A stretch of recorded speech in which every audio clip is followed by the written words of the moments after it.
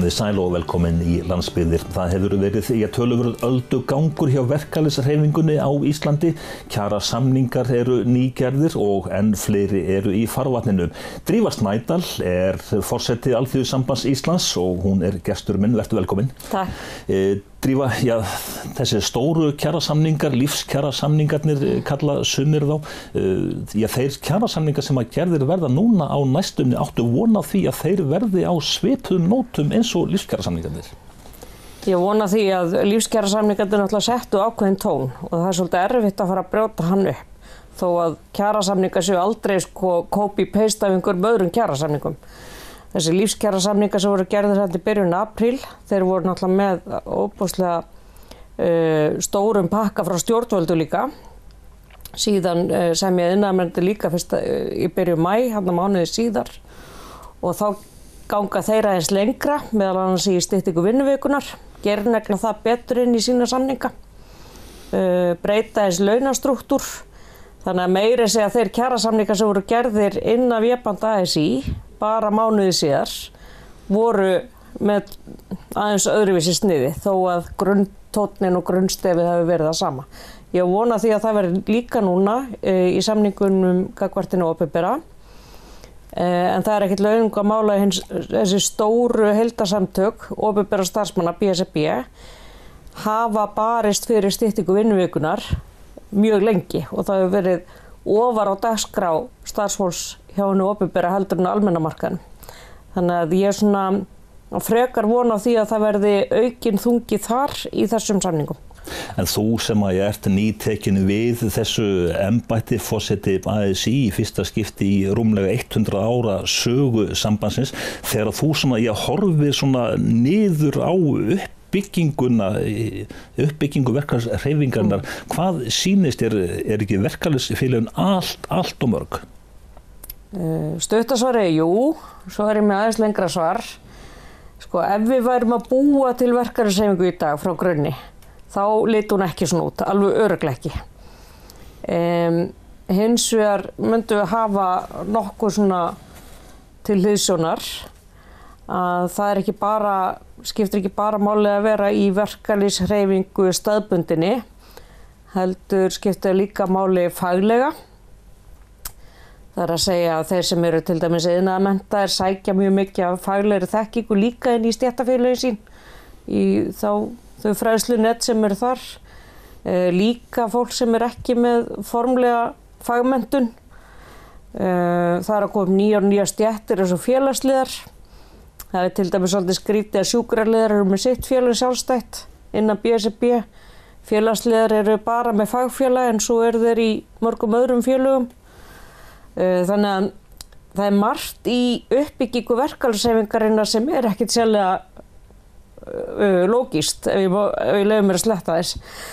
En það sem svo frábært í verkalýðshreyfingunni þekkingin, sérstaklega staðarþekkingin. Það enginn sem hefur jafn góða þekkingu á einhvern veginn og tilfinningu fyrir samfélögum og atvinnulífi í hverju samfélagi eins og starfsfólk hjá stéttarfélögum og þeirra trúnaðarmenn. En hins vegar eru verkefni stéttarfélaga svo stór og mikil að lítil félög geta ekki með góðu móti sinnt þeim öllum. Þannig að ef við myndum búa til verkalýðshreyfingu í dag, þá held ég í fyrsta lagi að það ekki skipt upp í ASÍ BSRB, af því að þau mörk hafa verið að mást út. Það yrði einhver atvinnugreinaskipting og einhver landshlutaskipting líka. En örugglega færri félög. En hvað segja formenn félaganna og þetta hlýtur að vera rætt töluvert? Einhver hreyfing í þá átt að sameina þá félög? Já, það alltaf einhver hreyfing í að sameina og auki samstarf. Ég rosalega lítil miðstýringamanneskja í þessu. Ég vil ekki þvinga félög til sameiningar og mér finnst það ekki rétt að gera það. Hins vegar það eru líka lög í landinu sem segja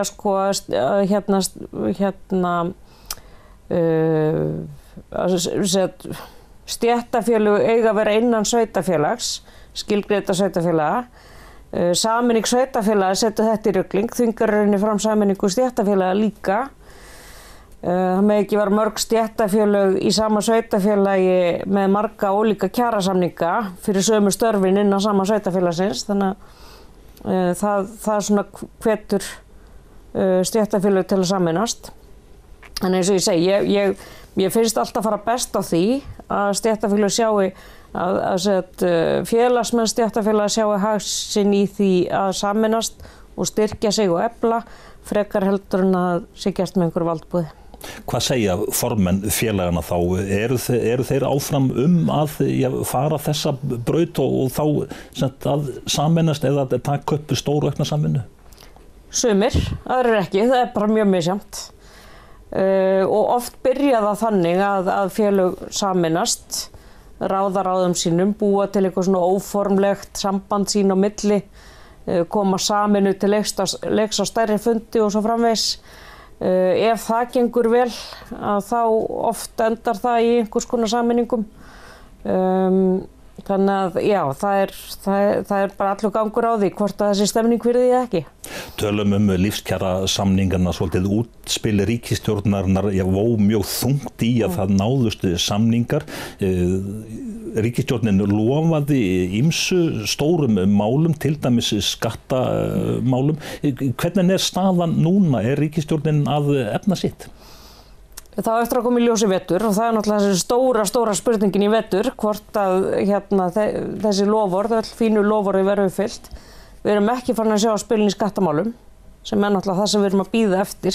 Það er stóra málið.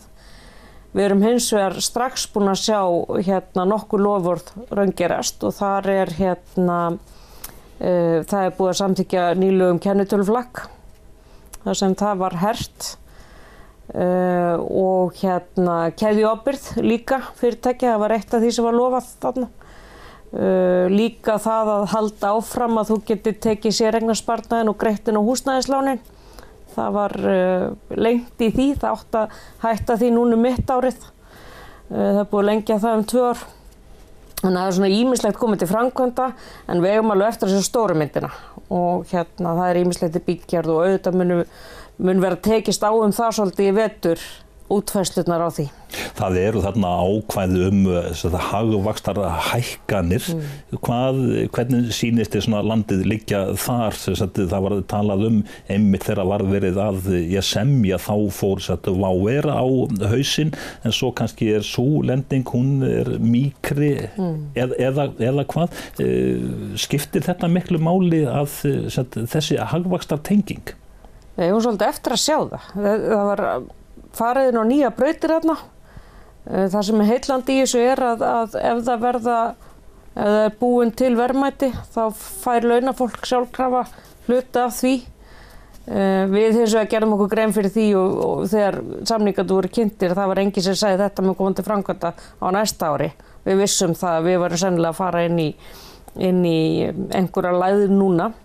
Kjarasamningarnir stóru eru undirritaði viku eftir að WOW fór á hausinn.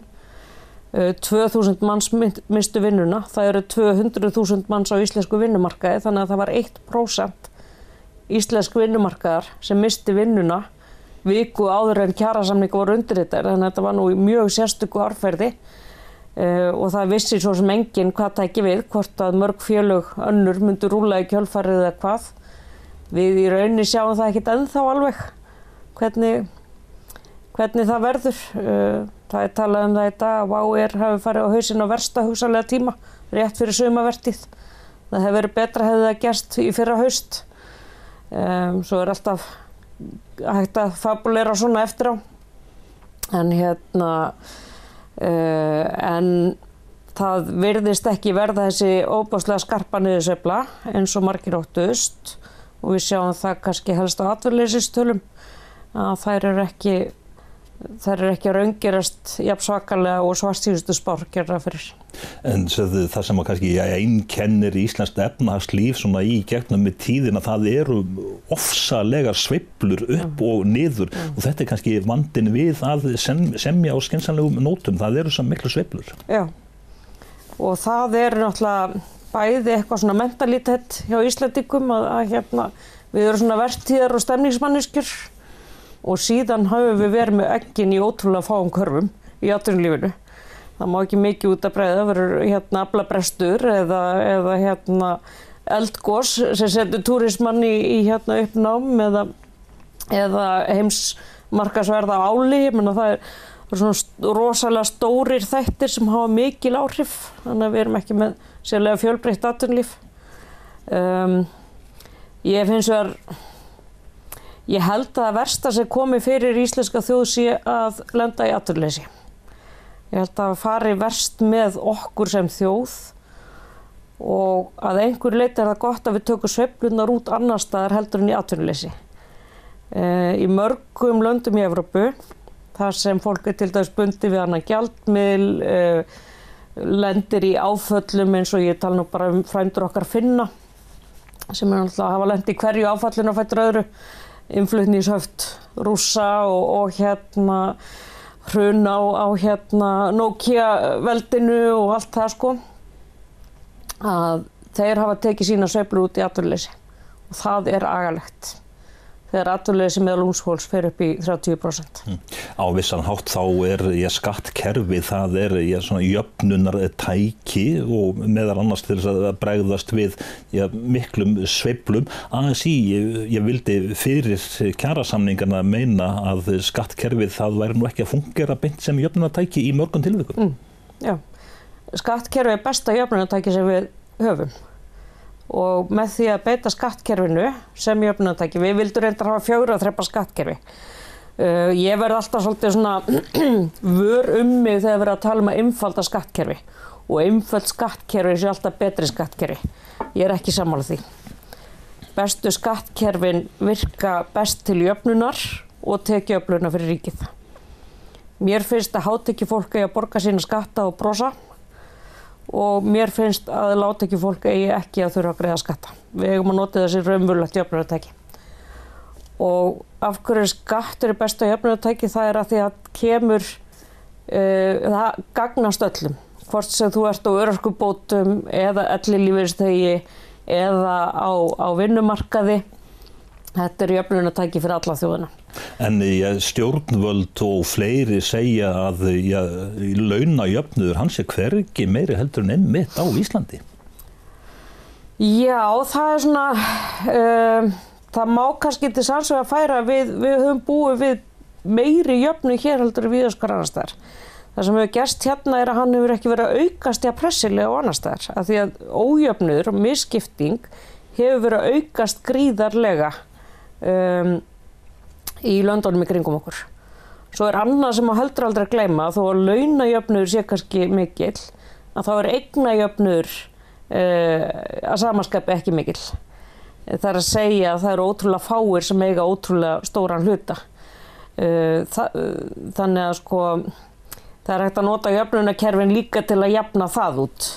Og það er nú eitthvað sem hefur verið hagfræðingar heims svona eftir kreppu hagfræðingar skulum við segja, sem svona fóru að hugsa í öðrum brautum eftir heimskreppuna 2008 og þeir fóru að huga að þessu. Það er ekki nóg að skoða launin, heldur þarf að skoða sko fjármagnstekjurnar, eignirnar, hverjir eru að erfa hvað, því að það er mesta auðsöfnunin í heiminum í dag. ASÍ birti í vikunni nýja skýrslu, hvar loga svona, hvar blikka gulu ljósin, getum við sagt?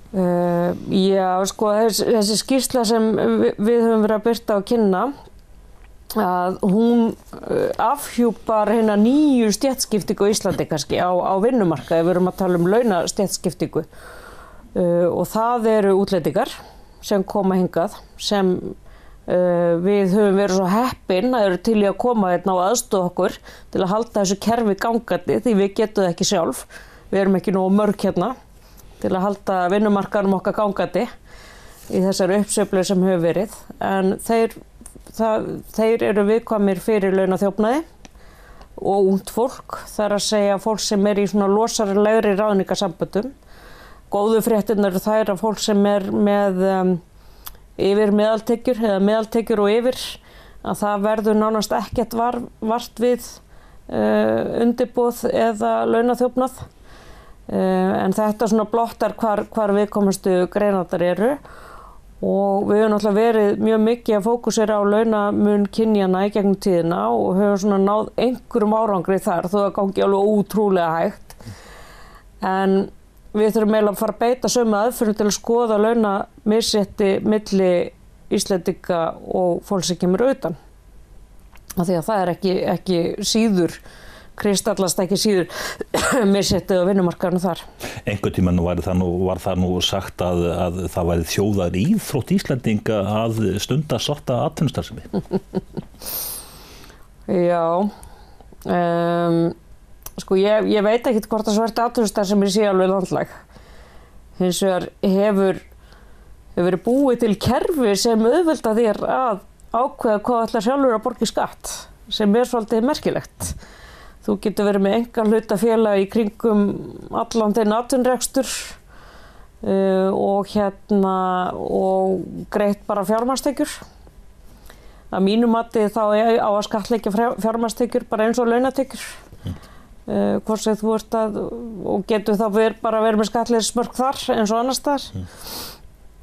Það er hluti af þessum ójöfnuði sem ég var að tala áðan að fólk situr ekki alveg í sama borð hvort að það er fjármagnseigendur eða hvaðan þær fær tekjurnar sínar.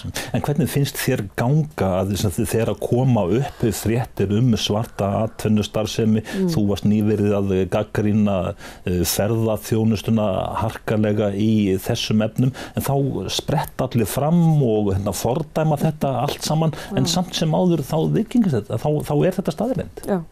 Og ferðaþjónustan hefur verið atvinnurekendur í ferðaþjónustu eru óskaplega viðkvæmir fyrir gagnrýni. En það má svo sannarlega gagnrýna og það er nú eitt af þessi sem skýrslan okkar sýnir líka að þar er víða pottur brotinn. Það sem er gagnrýnivert í ferðaþjónustunni og verið svona svolítið gullgrafaræðar margir sem hafa farið inn á þess að hafa forsendu til að vera með atvinnustarfsemi í ferðaþjónustu.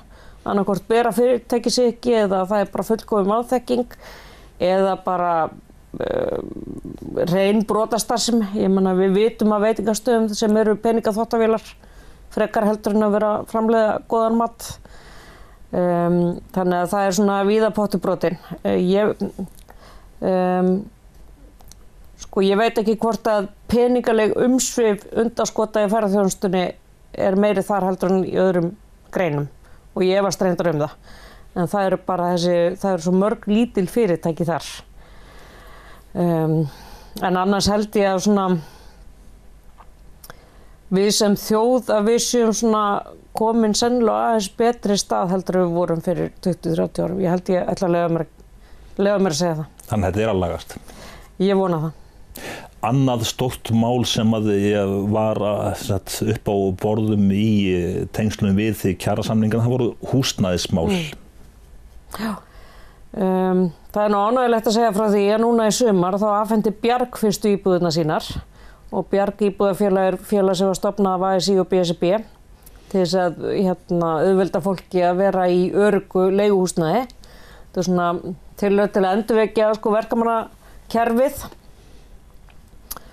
og fólk sem er að flytja þar inn, þetta fólk sem ég hef talað við sem hefur verið að fá úthlutað íbúðum þar hafa verið að lækka kannski sína leigu 100.000 krónur á mánuði sem munar nú alveg það í heimilisbókhaldinu. En húsnæðismál er eitthvað sem við höfum haft stórkostlegar áhyggjur af. Það hefur verið byggt mjög víða mikið á höfuðborgarsvæðinu en ekki endilega réttar íbúðir, ekki hagkvæmar ódýrar íbúðir sem uppfylla samt öll gæði, heldur frekar lúxusíbúðir sem enginn hefur efni á að kaupa eða borga af. Þannig að auðvitað var þetta eitt af stóru málunum og við erum að fara að sjá það núna í haust vonandi góðar tillögur fyrstu kaup, að auðvelda fólki að kaupa sínu fyrstu íbúð. Við erum líka með séreignarsparnaðarúrræðin þar sem gerir fólki kleift að fá, skattfrjálsa uppsöfnun í útborgun á íbúð sem munar töluvert. En þetta verður eitt af stóru málunum og ekki nóg með það heldur líka breyting á lögum til verndar leigjendum. Af því að hér á Íslandi höfum við verið með eignamarkað og síðan höfum við verið með leigjendamarkað sem er bara þú veist, ungi námsmenn eða fólk sem bara í tímabundnu ástandi. Nú erum við að reyna að byggja upp leigumarkað til framtíðar þannig að fólk getur haft það raunhæft val að vera í leigu en ekki að kaupa. Fólk sem vill hafa möguleika að flytja til útlanda, flytja heim aftur, að vera ekki háð því að vera alltaf á séreignamarkaðnum. En þið hafið talað mjög fyrir því að það þurfi að breyta lögum og reglugerðum í húsnæðiskerfinu öllu saman. Já, og ég held að það sé eiginlega allir inn á því að allir sem kynna sér þessi húsnæðismál segja að þau eru á of mörgum höndum hérna á Íslandi. Kerfið of þungt, þannig að það er mikið til þess unnið að einfalda það og síðan náttúrulega eitt af stóru málunum kostnaðurinn við að byggja, það að segja vaxtakostnaðurinn, fjármagnskostnaðurinn og við veðjum svolítið á vaxtalækkanir í þessu kjarasamningum og það hjálpar allt til við húsbyggingar. Mér segir svo hugur að þau vandræði sem félag eldri borgara eru núna séu til komin út að vanreiknu fjármagnskostnaði. Þannig að ég hafi staðfestingu fyrir því en það nærtækasta skýringin. Þetta félag sem að þú nefnir Bjarg, því ætlað nokkuð stórt hlutverk í framtíðinni hvað það varðar að byggja upp leiguhúsnæði sem að ekki gert út á hagnað. Já, og það náttúrulega einmitt lykilorðið, óhagnaðardrifið, byggir svona margar íbúðir í einu, nær þar ákveðnum hagkvæmnisáhrifum, reynir að leita nýrra leiða til þess að byggja og skipuleggja frá A til Ö þannig að halda kostnaðinn þannig niðri. En Bjarg núna með þessum íbúðum sem hefur verið afhent og það sem í pípunum 1000 íbúðir. Og það var samið það að halda áfram með þessa stoppstyrki frá ríki og sveitarfélögum inn í Bjarg og önnur óhagnaðardrifin félög áfram til þess að hvetja til frekari bygginga því þetta sennilega svona árangursríkasta, hraðvirkasta leiðin til að búa til ódýrar og góðar íbúðir. En hvað segir forseti ASÍ að kostnaðurinn sé náð niður meðal annars með því að kaupa erlendar innréttingar og flytja inn hús og þarna þá verið að ganga fram hjá íslensku verkafólki í raun og veru? Já, það var gert á Akranesi með nokkrar einingar.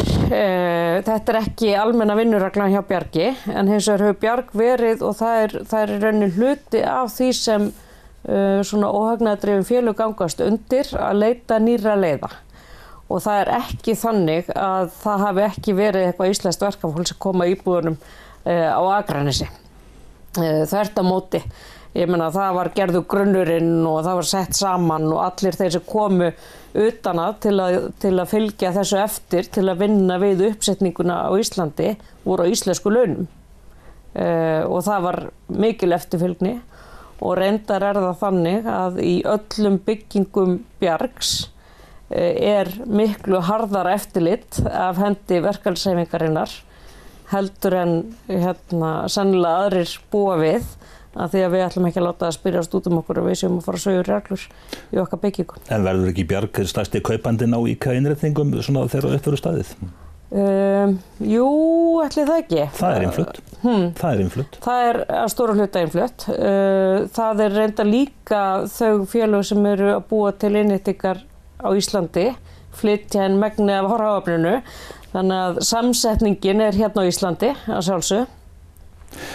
Eitt sem að þú hefur gagnrýnt mjög núna á undanförnu, það eru fasteignaskattarnir, svo við tökum þá bara alla fasteignaeigendur á landinu. Sveitarfélögin hafa hækkað fasteignaskatta verulega. Já, það hefur ekki hækkað í prósentum, en fasteignamatið hefur hækkað og þar leiðandi hækkað krónutalan sem fólk að greiða af sem hlutfall af fasteignamatinu. Og það sem við höfum verið að hvetja sveitarfélög til að lækka prósentuna þannig að heimili lendi ekki í hærri útgjöldum. Og við lítum svo á að við séum með ákveðið lofur frá sveitarfélögunum, tengslu við kjarasamningana að halda öllum svona útgjöldum innan marka og að þetta sé hluti af því. Og það hefur bara sýnt sig þegar við tökum saman þróun fasteignagjalda hjá sveitarfélögum hvað þau eru óbúðslega misjöfn í því og þetta er ófyrirsjáanlegt hjá fólki þegar það ákveður að búsetja sig í ákveðnu sveitarfélagi að það getur ekki séð fram á útgjöldin í fasteignagjöldum til næstu ára. Og það er náttúrulega bara til góður siður hjá sveitarfélögum að segja fólki hvað er ætla að rukka næstu árin. En finnst þér sveitarfélögin svo til að skjóta sér bak við einhverja stofnun sem að sé að ákveða fasteignamatið? Já. Þau leyfa þess að gera sjálfvirkt. Það þarf að vera meðvituð ákvörðun að velta þess ekki út á heimilin. Og það er það sem við vorum að vekja athygli á og vona bara að fólk fylgi eftir inn í sínum sveitarstjórnum. Svona við skulum nota síðustu 2 mínúturnar Drífa til þess að ræða persónuleg málefni. Við vorum að tala IKEA-innréttingar áðan. Þú ert mikil áhuga manneskja IKEA. Já, það er svona með því skemmtilega að ég gera það að setja saman IKEA-innréttingar. Og ég er gjarnan kölluð til. Þetta er svona eitt af eina af mínum leyndu hæfileikum. Hvernig stendur á því? Ég veit ekki, sko, ég er alveg upp í Svíþjóð að hluta til, kannski það eitthvað svona, hefur slæðist eitthvað sænst andrúmsloft inn í mig sem gerir það verkum að IKEA er einhvern veginn í mínu blóði. Síðan er þetta svona hluti af því að mér finnst gott að láta hlutina passa og stemma og ganga upp. Og það er eitthvað óskaplega róandi við það að taktfast ná heildarsýn og heildarmynd á einhverju góðri útkomu. Þannig að það er oft hringt í Drífu og hún beðin að koma og setja saman eina IKEA-innréttingu. Já, ég fengi svona neyðarsímtöl þegar allt er komið í raskat og fólk þarf að fá einhvern til að setja saman og síðan verði ég mjög sár ef ég er ekki kölluð til. Annað áhugamál hjá þér, það eru brauðtertur. Já, að borða brauðtertur, ekki búa það til. Já. Og það byrjar fyrir nokkrum árum síðan að vinkona mín kemur í partí og skellir brauðtertu á borðið og segir að verður ekki bylting á brauðtertu. Og síðan hefur þessi brauðtertu, síðan hefur það gjarnan verið þannig þegar við vinkonurnar komum saman að þá er brauðtertur á borðum. Og við förum út í Hrísey einu svona ári, vinkonurnar. Og fyrsta árið sem ég kom að þá náði ég að semja við kaupfélagið að fá brauðtertu handa okkur. Og úr því varð vinátta, þannig að núna býður mín brauðterta, Gunna og Hanna í Hrísey, búa til brauðtertu handa mér þegar ég kem og það bara býður mín á bakkanum þegar ég mæti út í Hrísey.